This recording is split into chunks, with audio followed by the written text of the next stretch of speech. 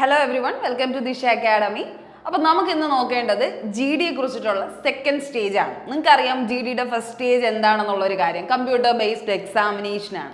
അപ്പോൾ അത് കഴിഞ്ഞാൽ എന്ത് എന്നുള്ള ഒരു കാര്യം കൃത്യമായിട്ട് ഇപ്പോൾ തന്നെ മനസ്സിലാക്കി മുന്നോട്ട് പോയിട്ടേ നിങ്ങൾക്ക് കാര്യമുള്ളൂ.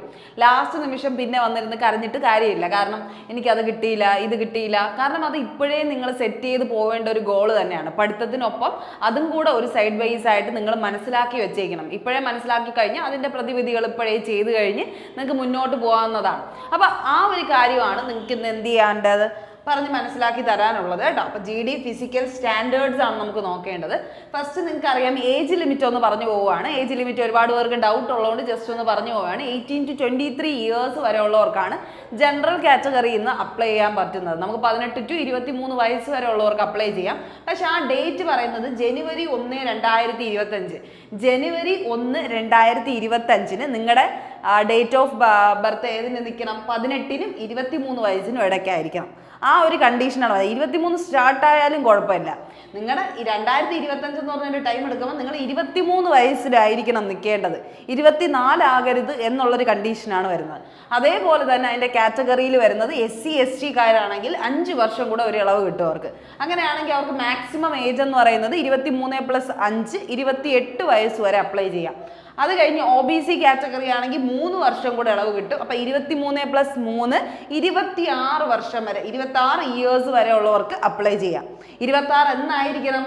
ജനുവരി 1, 2025 എന്ന് പറഞ്ഞൊരു ഡേറ്റ് എടുക്കുമ്പോൾ നിങ്ങളുടെ മാക്സിമം ഏജ് എന്തായിരിക്കണം? 26 ആയിരിക്കണം.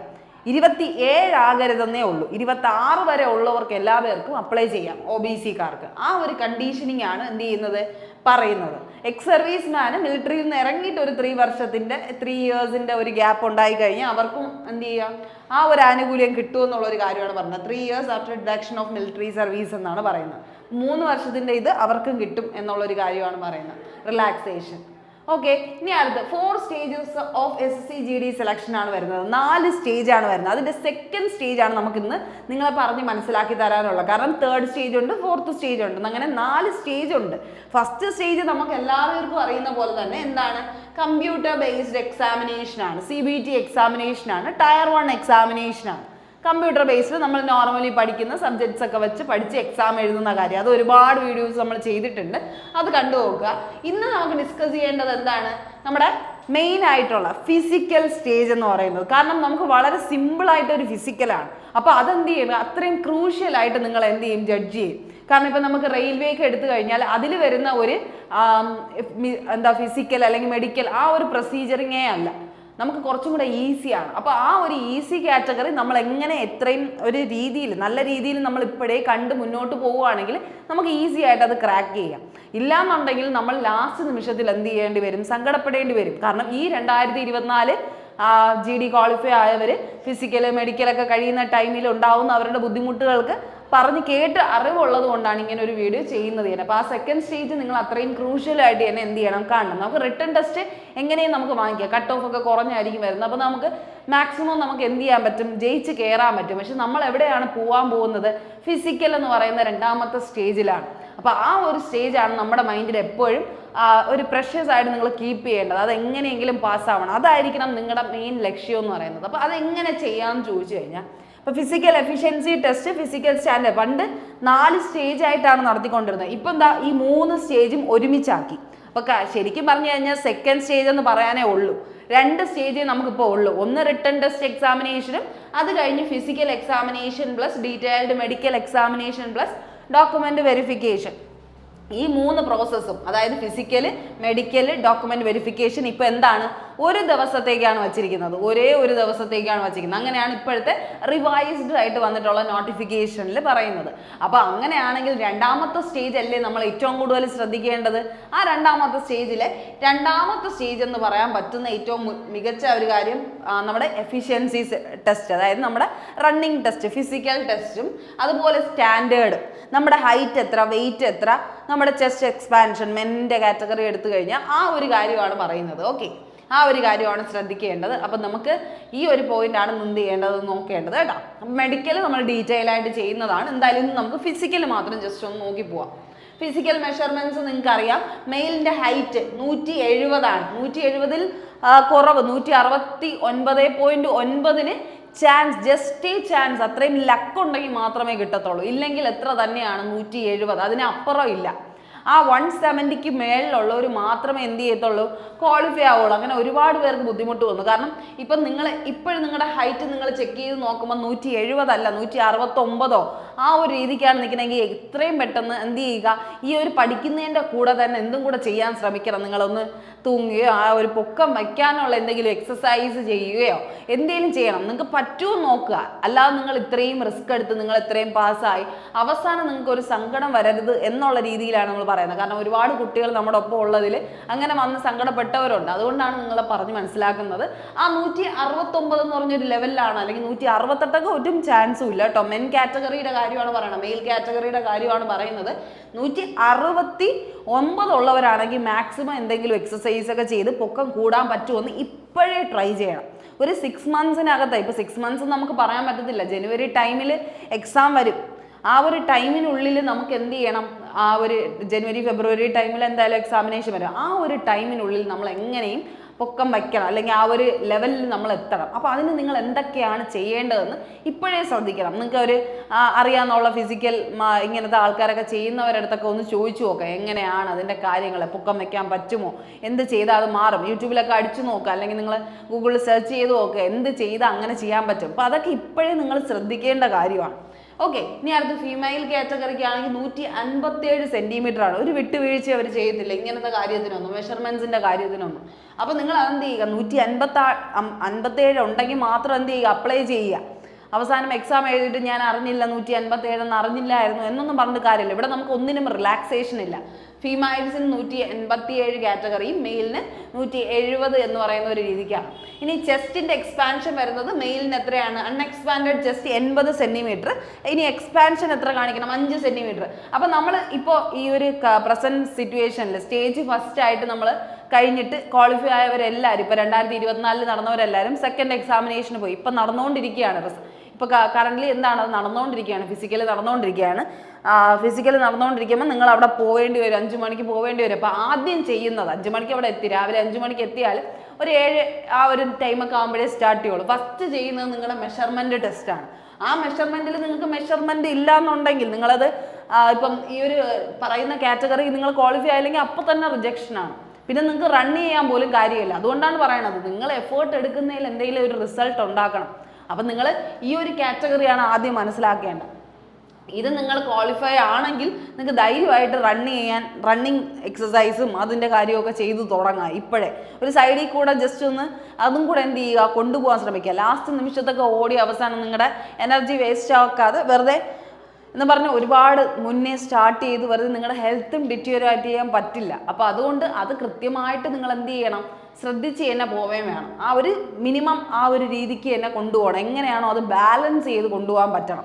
ഇപ്പോൾ ചെറിയ ചെറിയ എക്സസൈസ് ഒക്കെ ചെയ്ത് ചെറിയ ഒരു നടത്തമൊക്കെ സ്വീകരിച്ച് ഒരു വാക്കിംഗ് എക്സസൈസ് ഒക്കെ കൊണ്ടുവന്ന് പതിയെ ജോഗ് ചെയ്യാൻ തുടങ്ങി. അങ്ങനെ എന്താണ് നിങ്ങളുടെ എൻഡ്യൂറൻസ് കൂട്ടി വരാനായിട്ട് നിങ്ങൾ എന്ത് ചെയ്യാൻ ശ്രമിക്കണം. ഇനി വെയിറ്റിൻ്റെ കാര്യമാണ് നമ്മൾ പറയണമെങ്കിൽ എപ്പോഴും നോർമലി നമ്മൾ വെയിറ്റിൻ്റെ കാര്യം വലിയ സീനായിട്ടല്ല പറയുന്നത്. നമ്മുടെ ഹൈറ്റ് ടു വെയിറ്റ് റേഷ്യോ ആണ് നമ്മളെപ്പോഴും പറയുന്നത്. എന്നാലും നമ്മൾ മനസ്സിലാക്കേണ്ടത് അണ്ടർ വെയിറ്റിന് എടുക്കാൻ ഭയങ്കര ബുദ്ധിമുട്ടാണ്. അണ്ടർ വെയിറ്റ് കാറ്റഗറിയെ എടുക്കുന്നത് ഭയങ്കര കുറവായിട്ടായിരിക്കും. ഒരു തീരെ അവർക്ക് വണ്ണമില്ല, അവർക്ക് ജോലി ചെയ്യാൻ പോലുള്ള ഒരു ആരോഗ്യം ഇല്ലാന്ന് തോന്നിക്കഴിഞ്ഞാൽ അവർ എടുക്കത്തില്ല.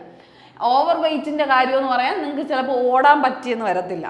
അപ്പോൾ അവിടെ തന്നെ നിങ്ങൾ ഔട്ടാവും. അതുകൊണ്ട് ആ ഒരു കണ്ടീഷനിങ് ഉണ്ട്. എന്നാലും നിങ്ങൾ എന്ത് ചെയ്യുക, അത്യാവശ്യം മെയിൻറ്റെയിൻ ചെയ്യുന്നത് നിങ്ങളുടെ ബോഡി കണ്ട ഓവർ ഫാറ്റായിട്ട് തോന്നുന്നില്ല, അല്ലെങ്കിൽ ഓവർ വെയിറ്റ് ആയിട്ട് തോന്നുന്നില്ല, അല്ലെങ്കിൽ തീരെ അണ്ടർ വെയിറ്റ് ആയിട്ട് തോന്നുന്നില്ലെങ്കിൽ നിങ്ങൾ ഓക്കെയാണ്, നിങ്ങൾ ഹെൽത്തി ആണെന്ന് തന്നെ നിങ്ങൾ മനസ്സിലാക്കുക.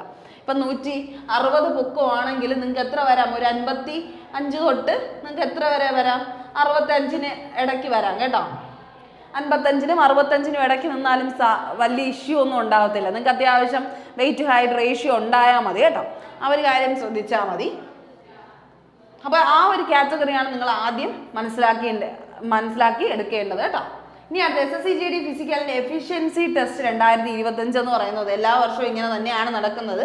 അപ്പോൾ ആ ഒരു കാര്യം ആ ഒരു ഈ ഒരു ബ്ലൂ ബാറിൽ തന്നിരിക്കുന്ന എന്താണ്, അത് നിസ്സാരമായിട്ട് കാണല്ലേ. മെയിൽ കാൻഡിഡേറ്റ്സിന് 5 കിലോമീറ്റർ ഇൻ 24 മിനിറ്റ്സ് അത്യാവശ്യം പ്രാക്ടീസ് ചെയ്യുന്നവർക്ക് മാത്രമേ എന്ത് ചെയ്യാത്തുള്ളൂ, അത്ര എഫേർട്ട് ഇട്ട് നിങ്ങൾക്ക് ചെയ്യാൻ പറ്റത്തുള്ളൂ. ലാസ്റ്റ് നിമിഷം ഒന്നും ഓടിയിട്ടൊന്നും ഒരു കാര്യമല്ല. അതുകൊണ്ടാണ് ഈ സൈഡ് വൈസ് ആയിട്ട് പഠിക്കുന്നതിൻ്റെ ഒപ്പം തന്നെ ഡെയിലി ഒരു രാവിലേക്ക് എണീറ്റ് നടന്നു കഴിഞ്ഞാൽ നിങ്ങളുടെ ബോഡി അതിനനുസരിച്ച് ഒന്ന് റിഫ്രഷ് ആയി കഴിഞ്ഞു കഴിഞ്ഞാൽ പിന്നെ നിങ്ങൾക്ക് പേടിക്കേണ്ടതില്ല. മസിൽസ് ഒക്കെ ഒന്ന് ആക്റ്റീവ് ആയി കഴിഞ്ഞു കഴിഞ്ഞാൽ നിങ്ങൾക്ക് ആ ഒരു ടെൻഷൻ ഉണ്ടാവില്ല. ലാസ്റ്റ് നിമിഷത്തിൽ എന്തെങ്കിലും ചെയ്ത് നിങ്ങൾക്ക് എന്തെങ്കിലും ഇഞ്ചുറീസ് ഉണ്ടായി കഴിഞ്ഞാൽ പിന്നെ നമുക്കൊന്നും ചെയ്തിട്ട് കാര്യമല്ല. ചിലപ്പോൾ 18 to 23 ഇയേഴ്സിൽ 23 ഒക്കെ ആയവർക്കൊക്കെ എന്തായിരിക്കും പിന്നെ ഒരു നഷ്ടമായിരിക്കും. നിങ്ങൾക്ക് അറിയാമല്ലോ, ജനറൽ കാറ്റഗറിക്കൊക്കെ അറിയാം. അപ്പോൾ ആ ഒരു കണ്ടീഷൻ നിങ്ങൾ വരുത്തരുത്. അതുകൊണ്ട് ഇതും എന്ത് ചെയ്യുക, ജസ്റ്റ് ഒരു സൈഡ് വേ ആയിട്ട് നിങ്ങൾ ഇതും കൂടെ കൊണ്ടുപോകുക. ഫീമെയിൽ കാൻഡിഡേറ്റ്സിന് എത്രയാണ്, 1.6 കിലോമീറ്റേഴ്സ് ഇൻ 8.5 മിനിറ്റ്സ് എന്നുള്ള രീതിയിലാണ്. ഇതിന് വേണ്ടി നിങ്ങൾ എന്ത് ചെയ്യുക, റണ്ണിങ് പ്രാക്ടീസ് ഒക്കെ തുടങ്ങണമെങ്കിൽ ഒരു 3 മന്ത്സിന് മുമ്പ് തന്നെ മാക്സിമം സ്റ്റാർട്ട് ചെയ്യാനായിട്ട് ശ്രമിക്കുക. പിന്നെ നിങ്ങൾക്ക് അറിയാം നിങ്ങളുടെ എക്സാം വന്നു കഴിഞ്ഞിട്ട് ഇപ്പം ജസ്റ്റ് ഒന്ന് ഇപ്പോഴേ ചാടി പിടിച്ച് ഓടണം എന്നുള്ളൊരു കാര്യമല്ല പറയുന്നത്. നിങ്ങളുടെ എക്സാം എഴുതിയിട്ട് എക്സാമിൻ്റെ ആ ഒരു ടൈം ആകുമ്പോഴേ നിങ്ങൾ എന്ത് ചെയ്യുക, ആ ഒരു ഏതെങ്കിലും ഒരു ഇൻസ്റ്റിറ്റ്യൂട്ട് തപ്പിയിട്ട് നിങ്ങൾ ഒന്ന് എന്ത് ചെയ്യുക, ഫിസിക്കലിന് അങ്ങനെ ഇൻസ്റ്റിറ്റ്യൂട്ട് ചെന്ന് പഠിക്കുന്നവരുണ്ടല്ലോ അങ്ങനെ പഠിക്കാൻ നോക്കുക. അല്ലെങ്കിൽ നിങ്ങൾ നോർമൽ നാട്ടുമ്പുറത്ത് നിങ്ങളുടെ ഫ്രണ്ട്സൊക്കെ ഉണ്ടെങ്കിൽ അങ്ങനെ ഓടാൻ പോവുക. അല്ലെങ്കിൽ നോർമൽ ഗ്രൗണ്ട്സിലൊക്കെ, സ്കൂൾ ഗ്രൗണ്ട്സിലൊക്കെ ചിലർ ടീച്ചേഴ്സ് ട്രെയിനേഴ്സ് കാണുമല്ലോ, അങ്ങനെ ചെയ്യുന്നെങ്കിൽ അങ്ങനെ ചെയ്യുക. ജിമ്മിൽ പോയി നിങ്ങളുടെ എൻഡുറൻസ് കൂട്ടാൻ നോക്കണമെങ്കിൽ അങ്ങനെ ചെയ്യുക. എങ്ങനെ വേണോ നിങ്ങളുടെ ആ ഒരു മൈൻഡ് സെറ്റ്, ആ മൈൻഡ് സെറ്റ് ഇപ്പോഴേ നിങ്ങൾ സെറ്റ് ചെയ്യണം. ഇങ്ങനെയൊക്കെയാണ് ആ ഒരു കണ്ടീഷൻ വരുന്നത്, അപ്പോൾ ഇങ്ങനെയൊക്കെ ഞാൻ പ്രിപ്പയർ ആയി ഇരിക്കണം എന്നുള്ളൊരു മൈൻഡ് സെറ്റ് നിങ്ങളുടെ മൈൻഡിൽ ഉണ്ടായിരിക്കണം. ആ ഒരു കാര്യം മാത്രമേ ഞങ്ങൾ പറയാൻ ഉദ്ദേശിക്കുന്നുള്ളൂ. കാരണം ഒരുപാട് പേര് നമ്മുടെ അടുത്ത് നിന്ന് പഠിച്ചിട്ടുണ്ട്. ഒരുപാട് പേര് റിട്ടൺ ടെസ്റ്റ് മാത്രമേ നമുക്ക് അവരെ ക്വാളിഫൈ ആക്കാൻ പറ്റുള്ളൂ. ബാക്കിയൊക്കെ നിങ്ങളുടെ കയ്യിൽ ഇരിക്കുന്ന കാര്യമാണ്. അപ്പം നിങ്ങളൊരു റിസൾട്ട് ഉണ്ടാക്കണമെന്ന് നമ്മളും നന്നായിട്ട് ആഗ്രഹിക്കുന്നതാണ്. അപ്പോൾ ആ ഒരു റിസൾട്ട് ഉണ്ടാക്കണമെങ്കിൽ നിങ്ങളും അതിനനുസരിച്ച് എന്ത് ചെയ്യണം, എഫേർട്ട് ഇടണം, അതിൻ്റേതായ ഹാർഡ് വർക്ക് ചെയ്യണം. ആ ഒരു കണ്ടിന്യൂറ്റി അവരെന്ത് ചെയ്യണം, നിങ്ങൾ എന്ത് ചെയ്യണം, കീപ്പ് ചെയ്ത് പോകണം. അപ്പോൾ ആ ഒരു കാര്യം ഉള്ളതുകൊണ്ടാണ് നമ്മൾ പറഞ്ഞു തരുന്നത്. അപ്പോൾ അതുകൊണ്ട് GDയുടെ ഫിസിക്കൽ കൃത്യമായിട്ട് മനസ്സിലാക്കി ആ ഒരു കൃത്യമായ ഒരു പാറ്റേണിൽ തന്നെ നിങ്ങൾ എന്ത് ചെയ്യാൻ പോവുക, മുന്നോട്ട് പോകാനായിട്ട് ശ്രമിക്കുക കേട്ടോ. അപ്പോൾ SSC GDയുടെ കോഴ്സിൻ്റെ കാര്യം പറയേണ്ട കാര്യം എന്ന് പറഞ്ഞാൽ നമ്മളിപ്പോൾ പ്രൊവൈഡ് ചെയ്യണമെന്ന് പറഞ്ഞാൽ 350+ അവർ ക്ലാസ് നിങ്ങൾക്ക് വേണ്ടി പ്രൊവൈഡ് ചെയ്യുന്നുണ്ട്. ഈ ഒരു ഇത്രയും, കാരണം നിങ്ങൾക്ക് പെട്ടെന്ന് ഈ ഒരു സെക്ഷൻ വിളിച്ചതുകൊണ്ട് 3000 റുപ്പീസിലാണ് നമ്മൾ ഈ ഒരു കോഴ്സ് സെയിൽ നടത്തുന്നത്. കാരണം നിങ്ങൾക്ക് പഠിക്കാൻ പറ്റില്ല, കാരണം നമ്മൾ ഒരുപാട് പേർക്ക് റിസൾട്ട് ഉണ്ടാക്കി കൊടുത്തിട്ടുണ്ട് ദിശ അക്കാഡമി. അതുകൊണ്ട് ആ ധൈര്യത്തിൽ തന്നെയാണ് നമ്മൾ പറയുന്നത്. ഒരുപാട് കുട്ടികൾ നമ്മളെ വിളിച്ച് എന്ത് ചെയ്തിട്ടുണ്ട്, ഒരുപാട് സന്തോഷം അറിയിച്ചിട്ടുണ്ട്. അവർക്ക് ഫിസിക്കലും എല്ലാം കിട്ടിയെന്നുള്ളൊരു കാര്യം പറഞ്ഞ് സന്തോഷം അറിയിച്ചിട്ടുണ്ട്. അതുകൊണ്ടാണ് പറയുന്നത്, കൃത്യമായ ഒരു രീതിയിൽ നിങ്ങൾ റിട്ടേൺ എക്സാമിനേഷൻ ക്വാളിഫൈ ആയി കഴിഞ്ഞാൽ അത് നമ്മുടെ കയ്യിലാണ്. അപ്പോൾ അത് നിങ്ങൾ കൃത്യമായിട്ട് നിങ്ങളത് കണ്ടിന്യൂ ചെയ്ത് പോകണമെങ്കിൽ നിങ്ങൾ എന്ത് ചെയ്യണം, ഏതെങ്കിലും ഒരു ക്ലാസ് എടുക്കണം. അത് നിങ്ങൾ എങ്ങനെയാണെങ്കിലും, നിങ്ങൾ ഈവൻ യൂട്യൂബ് നോക്കി പഠിക്കണമെങ്കിൽ അങ്ങനെ പഠിക്കാം, അല്ലെങ്കിൽ ഓൺലൈൻ ക്ലാസ് എടുത്ത് പഠിക്കണമെങ്കിൽ ഓൺലൈൻ ക്ലാസ് എടുത്ത് പഠിക്കാം, ഓഫ്ലൈൻ എവിടെയെങ്കിലും പോയി പഠിക്കണമെങ്കിൽ അങ്ങനെ പഠിക്കാം. അതൊക്കെ നിങ്ങളുടെ ഇഷ്ടമാണ്. പക്ഷേ നിങ്ങൾ എന്ത് ചെയ്യുക, മാക്സിമം നിങ്ങൾ പഠിക്കാനുള്ള എഫേർട്ട് എന്ത് ചെയ്യുക, ഇപ്പോഴേ ഇട്ട് തുടങ്ങുക. അതാണ് ബേസ് ആയിട്ടുള്ളൊരു കാര്യം. അത് കഴിഞ്ഞിട്ട് നിങ്ങൾ എന്ത് ചെയ്യുക, ഈ ഫിസിക്കലിൻ്റെയൊക്കെ ആ ഒരു പ്രിപ്പറേഷൻ കൃത്യമായിട്ട് നിങ്ങളുടെ മൈൻഡിലും കൂടെ ഉണ്ടായി കഴിഞ്ഞാൽ എല്ലാ രീതിക്കും പക്കയായിട്ട് നിങ്ങൾക്ക് എന്ത് ചെയ്യാൻ പറ്റും, GD 2025 ക്വാളിഫൈ ആവാൻ പറ്റും. അപ്പോൾ ആ ഒരു മൈൻഡ് സെറ്റിൽ തന്നെ മുന്നോട്ട് പോകാനായിട്ട് ശ്രമിക്കുക. അപ്പോൾ എല്ലാവർക്കും നല്ലൊരു ദിവസം ആശംസിക്കുന്നു. അപ്പോൾ എന്തെങ്കിലും എൻക്വയറീസ് ഉണ്ടെങ്കിൽ നിങ്ങൾക്ക് എന്ത് ചെയ്യാം, ദിശ അക്കാഡമിയിൽ താഴെ കാണുന്ന ഡിസ്ക്രിപ്ഷൻ ബോക്സിൽ നമ്പർ കാണും, ഉണ്ടെങ്കിൽ വിളിച്ച് ചോദിച്ച് നിങ്ങൾക്ക് കോഴ്സ് എന്ത് ചെയ്യാം, എടുക്കാവുന്നതാണ്. ഇല്ലെങ്കിൽ നിങ്ങൾക്ക് യൂട്യൂബ് ക്ലാസ് കണ്ട് എന്നെ എന്ത് ചെയ്യാം, പഠിക്കാവുന്നതാണ്. അങ്ങനെ അത്രയും ഇഷ്യൂസ് ഉള്ളവരാണെങ്കിൽ അപ്പോൾ ആ ഒരു രീതിയിലൊക്കെ എന്ത് ചെയ്യുക, നന്നായിട്ട് മുന്നോട്ട് പോവുക. ഈ ഒരു വർഷം 2025 ഒരു വർഷം നല്ല ഒരു വർഷമായി നിങ്ങൾക്ക് മാറട്ടെ എന്ന് തന്നെയാണ് ഞങ്ങളെല്ലാവരും പ്രാർത്ഥിക്കുന്നത്. അപ്പോൾ എല്ലാവർക്കും നല്ല ദിവസം ആശംസിക്കുന്നു. Thank you.